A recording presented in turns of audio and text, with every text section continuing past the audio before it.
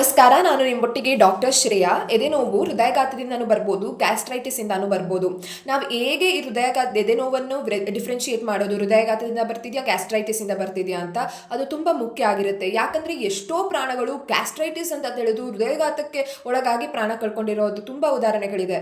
So ನಾವೇನು ಮಾಡಬೇಕು ಅಂದರೆ ಇದನ್ನು ಹೇಗೆ ಡಿಫ್ರೆನ್ಶಿಯೇಟ್ ಮಾಡೋದು, ಎದೆನೋವು ಹಾರ್ಟ್ ಅಟ್ಯಾಕಿಂದ ಬರ್ತಿದೆಯಾ ಅಥವಾ ಗ್ಯಾಸ್ಟ್ರೈಟಿಸ್ ಆಗಿದೆ ಅದರಿಂದ ಬರ್ತಿದೆಯಾ ಅಂತ ನೋಡೋಣ.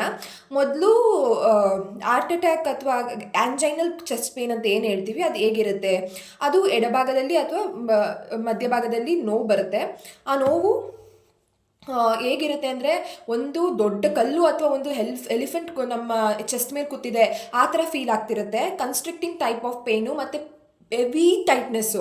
ಅದಾದಮೇಲೆ ಅದು ತುಂಬ ರೇಡಿಯೇಟ್ ಆಗುತ್ತೆ ಈ ನಮ್ಮ ಜಾಸ್ಗೆ ಮತ್ತು ನೆಕ್ಗೆ ಮತ್ತು ಶೋಲ್ಡರ್ಸ್ಗೆ ಆ್ಯಂಡ್ ಆರ್ಮ್ಸು ಮತ್ತು ಈವನ್ ಬೆನ್ನಿಗೂ ಅದು ರೇಡಿಯೇಟ್ ಆಗೋ ಚಾನ್ಸಸ್ ತುಂಬ ಇರುತ್ತೆ.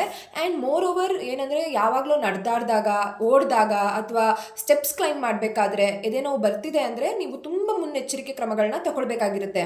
ಆ್ಯಂಡ್ ಅದ್ರ ಜೊತೆಗೆ ವಾಂತಿ ಬರೋ ಥರ ಆಗೋದು, ಬೆವರ್ತಿರೋದು ತುಂಬ, ಈ ಥರ ಎಲ್ಲ ಇದ್ದರೆ ಇದು ಹೃದಯಾಘಾತದ ಎದೆನೋವು ಆಗಿರ್ಬೋದು ಅಂತ ನಾವು ಒಂದು ಗೆಸ್ ಮಾಡಬೇಕಾಗಿರುತ್ತೆ. ಬಟ್ ಇದು ಗ್ಯಾಸ್ಟ್ರೈಟಿಸ್ ಎದೆನೋವು ಹೇಗೆ ಬರುತ್ತೆ ಅಂದರೆ ಗ್ಯಾಸ್ಟ್ರೈಟಿಸ್ ಎದೆನೋವಲ್ಲಿ ತುಂಬ ಬರ್ನಿಂಗ್ ಪೇಯ್ನ್ ಇರುತ್ತೆ, ಬರ್ನಿಂಗ್ ಸೆನ್ಸೇಷನ್ ಇರುತ್ತೆ. ಆ್ಯಂಡ್ ಅದು ಗಂಟ್ಲು ಉರಿ ಬರುತ್ತೆ, ಫಸ್ಟ್ ಗಂಟ್ಲು ಉರಿ ಬರುತ್ತೆ, ಮತ್ತು ಉಳಿ ತೇಗ್ ಬರುತ್ತೆ, ಮತ್ತು ವಾಂತಿ ಬರೋಂಗೆ ಫೀಲ್ ಆಗುತ್ತೆ. ಮತ್ತು ಯೂಶಲಿ ಏನು ಹಿಸ್ಟ್ರಿ ಕೊಡ್ತಾರೆ ಅಂದರೆ ಡಾಕ್ಟ್ರೇ ನೆನ್ನೆ ನಾನು ಮದುವೆ ಮನೆಗೆ ಹೋಗಿದ್ದೆ, ಅಲ್ಲಿ ಊಟ ಮಾಡಾದಮೇಲೆ ಅಲ್ಲಿ ಊಟ ತುಂಬ ಸ್ಪೈಸಿ ಇತ್ತು, ಊಟ ತಿಂದಾದ್ಮೇಲೆ ನಂಗೆ ಈ ಥರ ಎದೆನೋವು ಬರ್ತಿದೆ. ಇದೆಲ್ಲ ಏನಾಗಿರುತ್ತೆ ಅಂದರೆ ಗ್ಯಾಸ್ಟ್ರೈಟಿಸ್ ರಿಲೇಟೆಡ್ ಎದೆನೋವಾಗಿರುತ್ತೆ. ಈಗ ಸಡನ್ನಾಗಿ ಹೃದಯಾಘಾತ ಆಗಿದೆ, ಈಗ ಏನು ಮಾಡಬೇಕು ಅಂತ ಅಂದರೆ ನಾವು ಫಸ್ಟ್ ಕಾನ್ಸಂಟ್ರೇಟ್ ಮಾಡಬೇಕಾಗಿರೋದು ನಾವು ಎಮರ್ಜೆನ್ಸಿ ಕಾಲ್ ಮಾಡಬೇಕು 108ಗೆ.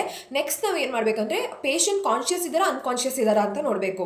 If the patient is conscious ನಾವು ಏನಂತ ನೈಟ್ರೋಗ್ಲಿಸರಿನ್ನ ತಕ್ಷಣ ಕೊಡಬೇಕಾಗಿರುತ್ತೆ. If the patient is unconscious ಮತ್ತು ಪಲ್ಸ್ ಕಾಣಿಸ್ತಿಲ್ಲ ಅಂದರೆ ನಾವು ವಿ ಶುಡ್ ಸ್ಟಾರ್ಟ್ CPR ಬಗ್ಗೆ ನಾನು ಇನ್ನೊಂದು ವಿಡಿಯೋದಲ್ಲಿ ಹೇಳ್ತೀನಿ. We should start CPR. But ಇದೇನೆಂದರೆ ಹೃದಯಾಘಾತದ ಎದೆನೋವು ಹೀಗೆ ನಾವು ಮ್ಯಾನೇಜ್ ಮಾಡ್ತೀವಿ. ಬಟ್ ವಾಟ್ ಅಬೌಟ್ ಗ್ಯಾಸ್ಟ್ರೈಟಿಸ್ ಎದೆನೋವು ಅದನ್ನು ಹೇಗೆ ನಾವು ಟ್ರೀಟ್ ಮಾಡ್ಬೋದು ಅಂದರೆ ಯೂಶಲಿ ನಮ್ಮ lifestyle modification, spicy food ತಿನ್ನೋದು, ಅದಾದಮೇಲೆ ಹರಿಬರಿಯಲ್ಲಿ ಊಟ ಮಾಡೋದು, ಅದಾದಮೇಲೆ ಆ್ಯಂಗ್ಸೈಟಿ, ಸ್ಟ್ರೆಸ್ಸು, ಇದರಿಂದ ಎಲ್ಲ ನಮಗೆ ಗ್ಯಾಸ್ಟ್ರೈಟಿಸ್ ಪ್ರಾಬ್ಲಮ್ ಆಗುತ್ತೆ. ಅದರಿಂದ ನಾವು ಏನು ಮಾಡಬೇಕಂದ್ರೆ ಡಾಕ್ಟರು ನಮಗೆ ಆ್ಯಂಟಾಸಿಡ್ಸ್ ಕೊಡ್ತಾರೆ, H2 ಬ್ಲಾಕರ್ಸ್ ಕೊಡ್ತಾರೆ, ಪ್ಯಾಂಟಪ್ರಿಜಾಲ್ ಥರ PPIs ಪ್ರೋಟಾನ್ ಪಂಪ್ ಇನ್ಹಿಬಿಟರ್ಸ್ ಅಂತ ಕೊಡ್ತಾರೆ. ಈ ಥರ ಎಲ್ಲ ಕೊಡ್ತಾರೆ. 2 ವೀಕ್ ನೋಡ್ತಾರೆ. 2 ವೀಕಲ್ಲಿ ಅದು ಕಮ್ಮಿ ಆಗಬೇಕು.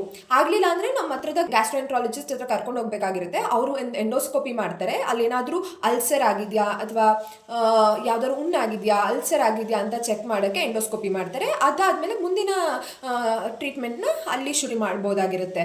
ನೆಕ್ಸ್ಟ್ ಬಂದುಬಿಟ್ಟು ಈ ಥರ ಎದೆನೋವನ್ನ ಯಾವತ್ತೂ ನೀವು ಸಡಿಲವಾಗಿ ತಗೊಳ್ಬಾರ್ದು ಅಂತ ಹೇಳ್ತಾ ಈ ವಿಡಿಯೋನ ಮುಗಿಸ್ತಿದ್ದೀನಿ. ನಮಸ್ಕಾರ.